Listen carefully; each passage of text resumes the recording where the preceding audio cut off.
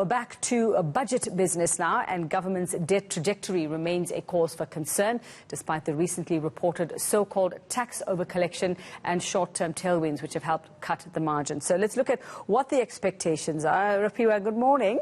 And you're going to sort of look ahead to, in terms of attracting investment, where does South Africa stand after the year that we've had, after the world has become a very different place? What do we need to do differently? We can't do things the same way. No, we really can't, right? And we don't stand in a good place at all. So it's going to be very difficult for the minister to say and do what needs to be heard by potential investors. So what steps are required to change the direction of the country's economy and that will attract that all-important investment? I've got Andrew Duvenage, Managing Director of NFB Private Wealth Management, to help me unpack this question and more. And I suppose one of the first things I want to talk about here is that we had a higher than predicted and than anticipated shortfall when it comes to taxes. And I suppose this is a little bit of good news.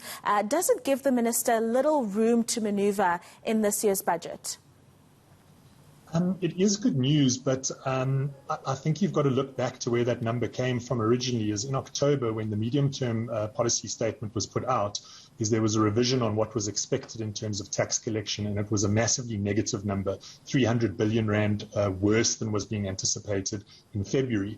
It seems that we've overshot that slightly, but we'll still be 200 billion rand short of what was being projected a year ago. So it's still a terrible number. The question really was, in that statement in October, was the minister maybe being very conservative and pushing a worst-case scenario type of number in order to almost strengthen his hand around the expenditure cutting, wage negotiations and the like. So whilst it certainly is an improvement, it's nothing to be happy about as a number. And the question around tax collection is, how sustainable is that over-collection? And we have concerns as to whether it is a sustainable type of number.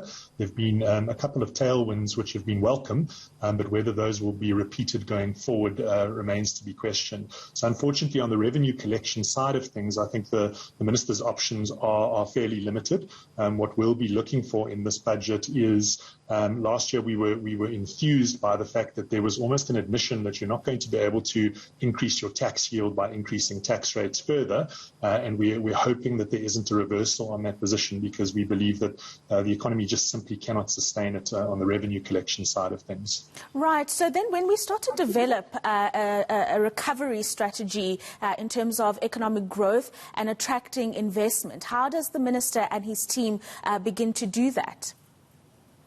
Well, look, that's the big issue here, because, as we said, the revenue options are limited. There's a focus on expenditure, which is good, which will hopefully slow down that debt trajectory. But the reality is that the South African economy, for an extended period of time, even pre-COVID, has simply not been growing at a rate that is fast enough to sustain the expenditure increases. And the focus has to be on growth. And I'm not sure how much we'll get out of that out of the budget today. But, in reality, is issues like power supply have been a major impediment and constraint to the economy. And whilst there's some progress, is it's certainly not resolved, and not resolved as quickly as we would have liked to have seen.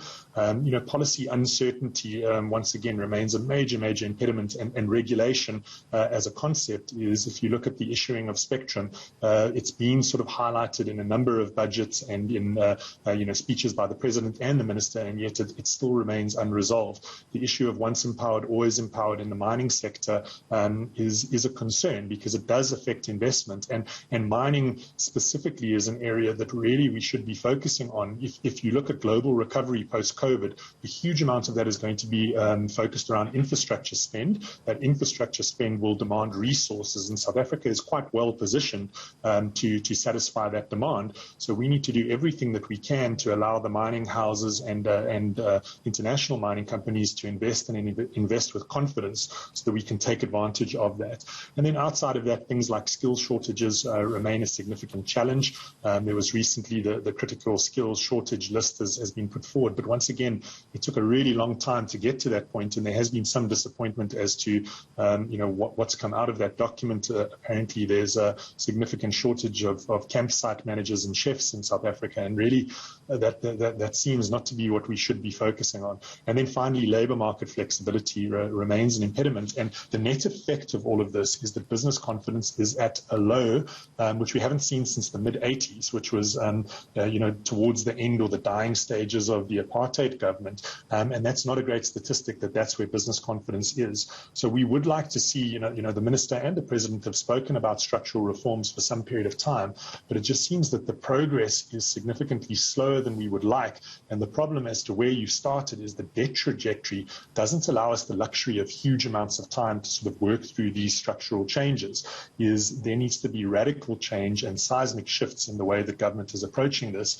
And quite honestly, we haven't seen a huge amount of this. So, I sort of think back to a year ago when we were talking about the 2020 budget, and it seems that the same issues are being spoken about again, and we're looking for the same things with somewhat limited progress in between. Right, and that debt trajectory that you mentioned means that government will never ever, in the medium to long term, have an option to go and borrow more money until they stabilize that deficit and deal with those high interest costs that we pay on that debt. And that's if we don't increase taxes. I'm just saying, government has nowhere else to look for money. Yeah, so the natural things that they will do is look to slow down expenditure, and I think that there is scope for that, and certainly the minister's been saying the correct things, so that will be something that can almost arrest the speed at which our debt load increases. But the only solution really out of this is in the form of economic growth, and unfortunately we don't have a huge amount of time for that to happen. In saying that, is once again, you must give credit where credit's due. Is I think that the minister has been brave and has held the line in terms of the approach to, the public service sector wage bill, and clearly that's it's sitting in front of the Constitutional Court now, and there will be further wage negotiations coming up relatively soon. One of the concerns that we do have, though, on the expenditure side of things is there a degree of shuffling of money around where you're taking money from certain projects in order to sort of put it in other places and not increase your aggregate expenditure. But the problem with that is that if your focus goes towards consumption spending as opposed to investment spending with that money, is you can have long-term effects of that. So issues around taking money away from policing, away from healthcare, away from education, and almost to try and get the books to balance, those can have long-term ramifications. The other thing that I think has been avoided for some period of time is the expenditure on, in the municipal spaces. I think while there have been questions around the administration of those municipalities, is it's made sense to try and slow down the expenditure there. But eventually those things will have to be addressed, and money will have to go towards those things. And then finally, the state-owned enterprises, is as much as government has said historically that they want to cut the bailouts or bailouts or slow those down, is the proof doesn't seem to be there that that government's been willing to absolutely do this. It looks like there'll need to be money that goes to the land bank, probably to the post office in Denel, as well as to SAA, as we've seen money continue to go towards it. So the state-owned enterprises remain an albatross around the neck.